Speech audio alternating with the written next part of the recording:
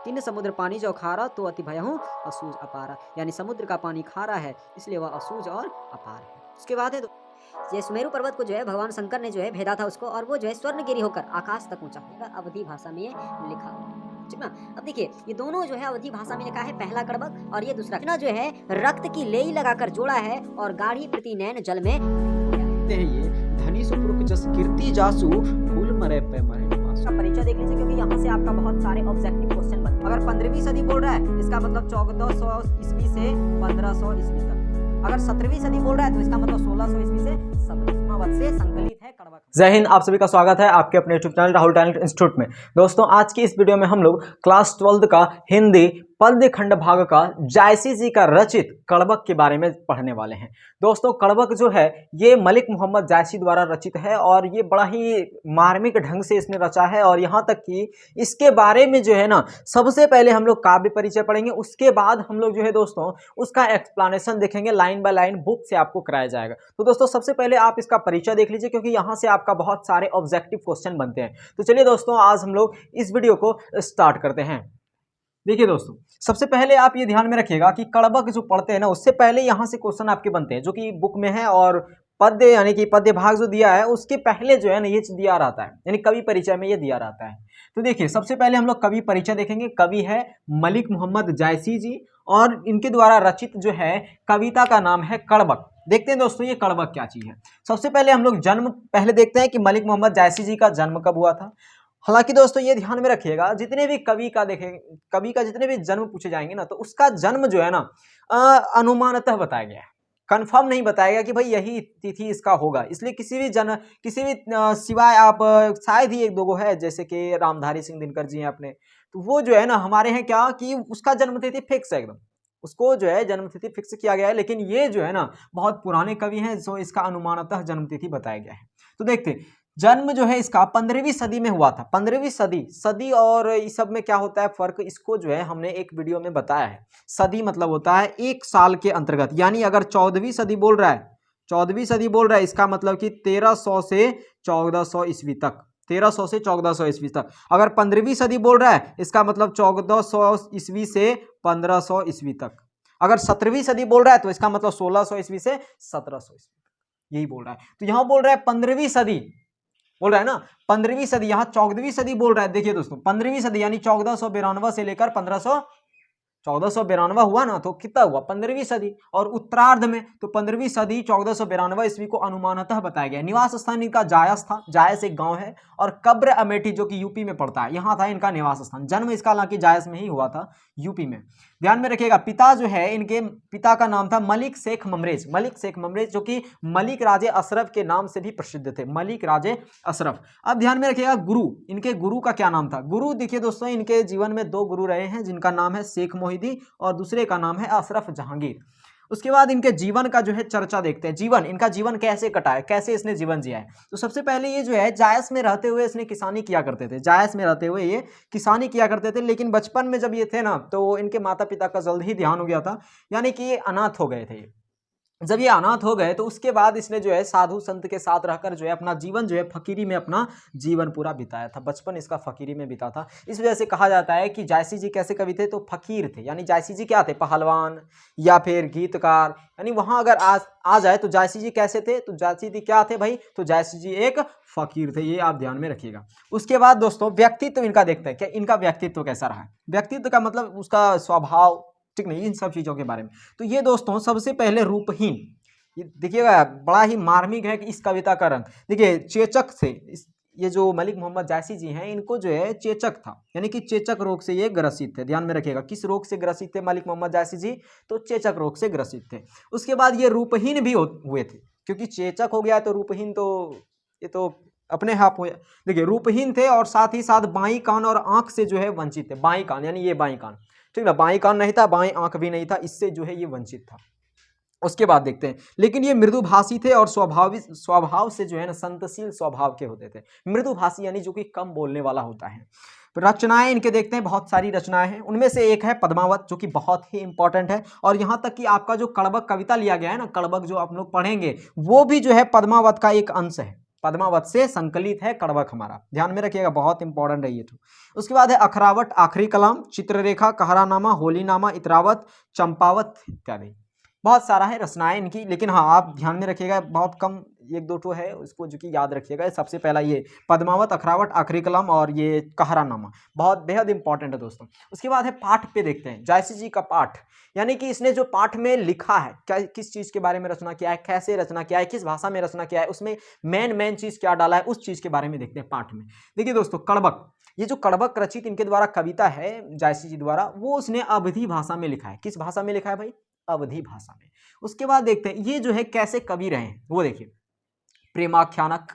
प्रेमाख्यानक कवि रहे हैं, प्रेम के पीर के कवि कहे जाते हैं, सूफी कवि कहे जाते हैं, प्रेम मार्गी शाखा के कवि कहे जाते हैं। ध्यान में रखिएगा, कितना तरह से क्वेश्चन बन सकता है आपको। ये जायसी जी कैसे कवि कहे जाते हैं? सूफी कवि। जायसी जी कैसे कवि कहे जाते हैं? प्रेम के पीर के कवि। जायसी जी कैसे कवि कहे जाते हैं? प्रेम मार्गी शाखा के कवि और प्रेमाख्यानक कवि कहे जाते हैं। उसके बाद देखते हैं जायसी के काव्य का जो मुख्य रस है, इसने जो काव्य की रचना जो की है ना, इसका जो मुख्य रस है वो है श्रृंगार रस। बड़ा ही श्रृंगार मार्मिक ढंग से इसने सजाया, स्टार्टिंग में ही आपको बता दिया था। तो इनके जो काव्य रचना का जो मुख्य रस है वो रस कौन सा है? तो श्रृंगार रस है। उसके बाद कड़बक, अभी बताया आपको, कड़बक जो है वो कहां से संकलित है? पद्मावत से संकलित है। बेहद इंपॉर्टेंट क्वेश्चन है, यहां से बनेगा आपका। जायसी लिखे अन्य काव्य अनेकों विद्वानों द्वारा अलग अलग जायसी ग्रंथावली नाम से प्रसिद्ध है। देखिए जायसी द्वारा जितने भी काव्य लिखे गए हैं ना, वो अन्य विद्वानों द्वारा अलग अलग जायसी ग्रंथावली के नाम से प्रसिद्ध है, ये ध्यान में रखिएगा आप। तो ये दोस्तों आपका था एकदम बेसिक कॉन्सेप्ट। अगर आप बहुत समय तक पढ़ेंगे और यहाँ अगर देखेंगे नोट्स आपको बिल्कुल ऐसे ही बनाना है,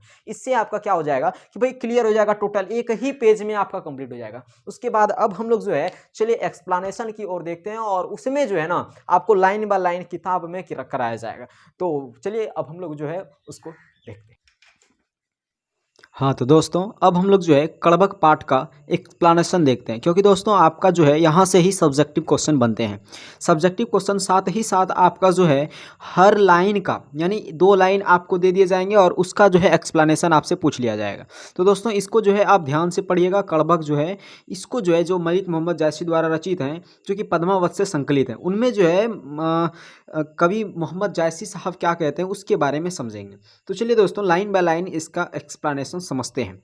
सबसे पहले देखिए, सबसे पहला लाइन कहते हैं कि एक नैन कवि मोहम्मद गुनी, एक नैन कवि मोहम्मद गुनी, यानी एक आंख के होते हुए भी, आपको जैसे बताए थे हम कवि परिचय में कि भाई मोहम्मद साहब के जो है एक ही आंख है ना, और एक ही कान है। तो वही बोल रहा है एक नैन कवि मोहम्मद गुनी, सोई भी मोहा जेई कवि सुनी। इसका मतलब ये हुआ कि ये जो है ना प्रस्तुत पंक्तियाँ, ये प्रस्तुत पंक्ति जो है पद्मावत से संकलित है, कड़बक से लिया गया है, कड़बक से पद्मावत से संकलित है, जिसमें कवि मोहम्मद साहब कहते हैं कि एक नैन कवि मोहम्मद गुनी, यानी एक नैन के होते हुए भी, एक नैन के होते हुए भी कवि मोहम्मद साहब गुनी गुणवान हैं। सोई बिमोहा जेई कवि सुनी, यानी जो भी इनके काव्य को सुनता है, सोई बिमोहा, जो भी इनके काव्य को सुनता है वो मोहित हो जाता है। चांद जैस जग विधि अवतारा, चांद जैस जग विधि अवतारा, कवि कहते हैं कि चंद्रमा की तरह उन्हें पृथ्वी पर उतारा गया है। हर मनुष्य को जो है चंद्रमा की तरह पृथ्वी पर उतारा गया है। दिन कलंक किन्न उजियारा, लेकिन जिस प्रकार चंद्रमा में काला धब्बा है, कलंक है, उसी प्रकार उसमें भी दिया गया है।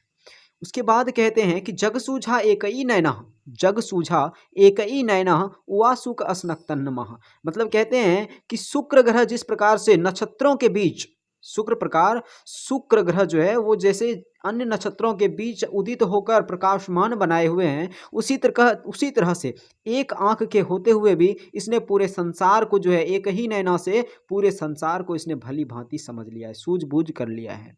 उसके बाद अगला है जौ लही अम्बही डाभ न होई, जौ लही अम्बही डाभ न होई, तौ लही सुगंध बसाई न सोई। इसका मतलब क्या हो गया दोस्तों कि जब तक जौ लही, जब तक आम की अम्बही यानी आम की मंजरी में, यानी कि आम में नुकीली डाभ नहीं आती, आम में नुकीली डाभ नहीं आती तब तक उसमें सुगंध नहीं आती, यानी जब तक आम में मंजरी नहीं आती तब तक उसमें सुगंध नहीं आती है। उसके बाद है किन्न समुद्र पानी जो खारा, किन्न समुद्र पानी जो खारा, तौ अति भयं असूझ अपारा, मतलब कि समुद्र का पानी जो है अत्यंत खारा है, इसलिए वह असूझ और अपार है, इसलिए वह असूझ और अपार है। किन्न समुद्र पानी जो खारा तो अति भयं असूझ अपारा, यानी समुद्र का पानी खारा है इसलिए वह असूझ और अपार है। उसके बाद है दोस्तों जौ सुमेरु त्रिशूल विनाशा, जौ सुमेरु त्रिशूल विनाशा मतलब क्या हुआ, भा कंचनगिरी लागा कासा, मतलब कि सुमेरु पर्वत को जो है त्रिशूल से भेदा गया। सुमेरु पर्वत को किससे भेदा गया, त्रिशूल से भेदा गया, और वो कंचनगिरी यानी कि स्वर्णगिरी, स्वर्णगिरी होकर आकाश तक ऊंचा हो गया।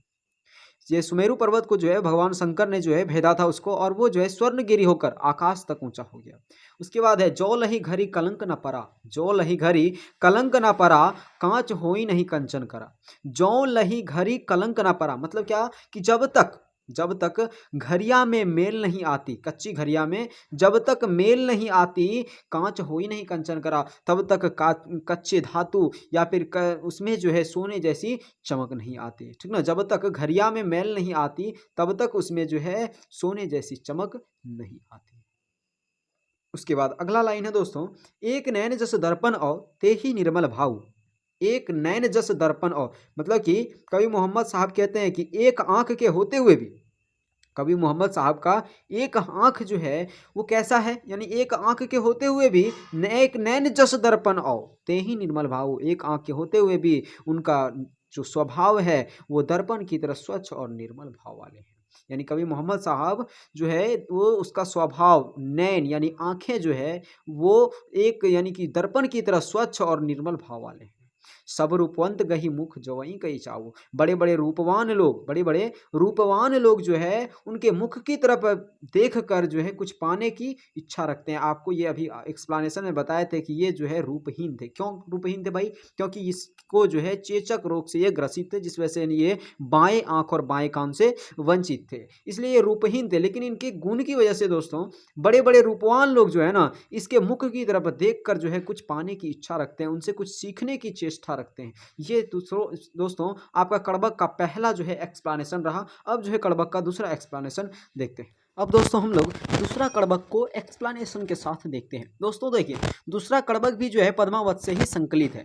हालांकि ये कड़बक जो है अवधी भाषा में लिखा गया है। भाषा जो है ये कौन सी भाषा की है, अवधी भाषा की है। आप हमेशा ध्यान में रखिएगा, अवधी भाषा में ये लिखा हुआ है, ठीक ना। अब देखिए ये दोनों जो है अवधी भाषा में लिखा है, पहला कड़बक और ये दूसरा कड़बक। ये पहला कड़बक जो है आपके और ये दूसरा कड़बक, ये ध्यान में रखिएगा, ये दोनों जो है पद्मावत से संकलित है। पद्मावत जो है एक मोटी किताब है और उसमें से एक जो टॉपिक उठा के ले लिया गया है कड़बक, वही चीज हम लोग पढ़ रहे हैं।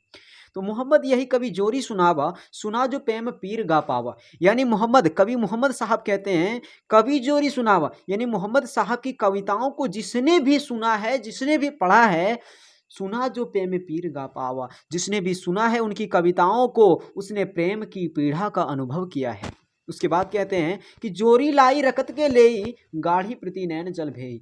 कवि मोहम्मद साहब कहते हैं कि भाई ये पद्मावत से संकलित है, लेकिन इसमें जो है हमने रक्त की लेई, कवि कहते हैं कि उन्होंने इस कविता की रचना जो है रक्त की लेई लगाकर जोड़ा है और गाढ़ी प्रति नैन जल में भिंगोया है। उसके बाद कहते हैं औमन जानी कवित अस्किन्ना, मकु य रहे जगत महचिन्ना। कवि कहते हैं कि मैंने यह जानकर इस काव्य की रचना की है कि मेरे ना रहने पर भी ये आखिरी निशानी के तौर पर मेरा ये काव्य रह जाए। उसके बाद कवि कहते हैं कहाँ सो रतन सेनी अस राजा, कहाँ सो रतन सेनी अस राजा, कहाँ सुआ असी बुद्धि उपराजा, कहाँ अलाउद्दीन सुल्तानु, कहाँ राघव जई किन्न बखानु, कहाँ स्वरूप पद्मावती रानी, कोई न रहा जग रही कहानी। कवि कहते हैं कि ना तो अब ना वह राजा रत्नसेन जी हैं, अब ना तो वो राजा रत्नसेन जी है, ना वो रूपवती पद्मावती रानी, ना वो रूपवती पद्मावती रानी, और ना ही बुद्धिमान शुआ, ना ही बुद्धिमान शुआ, है ना। उसके बाद ना ही राघव चेतन, ना ही राघव चेतन, ना ही अलाउद्दीन सुल्तानु, कोई ना रहा बस रही जग कहानी। मतलब कि आज इनमें से हमारे बीच कोई भी उपस्थित नहीं, ना तो रत्नसेन जी हैं, ना तो बुद्धिमान सुआ है, और ना ही अलाउद्दीन है, और ना ही राघव चेतन, ना तो रूपवती पद्मावती रानी। इनमें से कोई हमारे बीच उपस्थित नहीं है, लेकिन उनके यश के रूप में उनकी कहानी जो है हमारे बीच रह गई है। उसके बाद दोस्तों कहते हैं ये धनी सुपुरुष जस कीर्ति जासु, फूल मरे पे मरे न बासु। कवि कहते हैं कि धन्य है वो पुरुष, धन्य है वो पुरुष जिसकी कीर्ति और प्रतिष्ठा इस संसार में उसी प्रकार रह जाती है जिस प्रकार फूल के मुरझा जाने पर भी उसका सुगंध उसमें रह जाता है। यानी फूल मरे पर मरे न वासु, क्योंकि फूल मुरझा जाने के बाद भी देखिएगा उसका सुगंध उसी में रह जाता है, ठीक ना। केई ना जगत जस बेचा, केई ना लिन्न जस मोल। मतलब कि इस संसार में ना तो किसी ने यश को बेचा है और ना तो इसे किसी ने खरीदा है। जो यह पढ़े कहानी हम सवरें दुई बोल। कवि मलिक मोहम्मद साइसी साहब कहते हैं कि जो भी हमारे द्वारा रचित काव्य या फिर कहानी को पढ़ेंगे, मैं समझूंगा कि वो हमें 2 शब्दों में याद रखेंगे।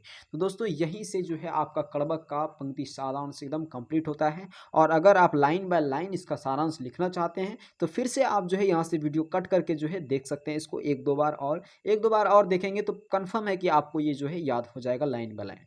और हालांकि आपको भी जो है इसका एक्सप्लेनेशन लिखना भी पड़ेगा, क्योंकि ये जो है आपका सारांश पूछा जाता है, ठीक ना। तो दोस्तों ये कड़वक आज जो है हमारा क्लियर हुआ। यहाँ तक कि ऑब्जेक्टिव जितना निकलने वाला था वो चीज़ हमने बता दिया है। अब जो है अगला चैप्टर हम लोग लेकर आएंगे सूरदास जी द्वारा रचित जो है पद के बारे में। तो दोस्तों मिलते हैं अगले वीडियो में, तब तक के लिए जय हिंद, जय भारत।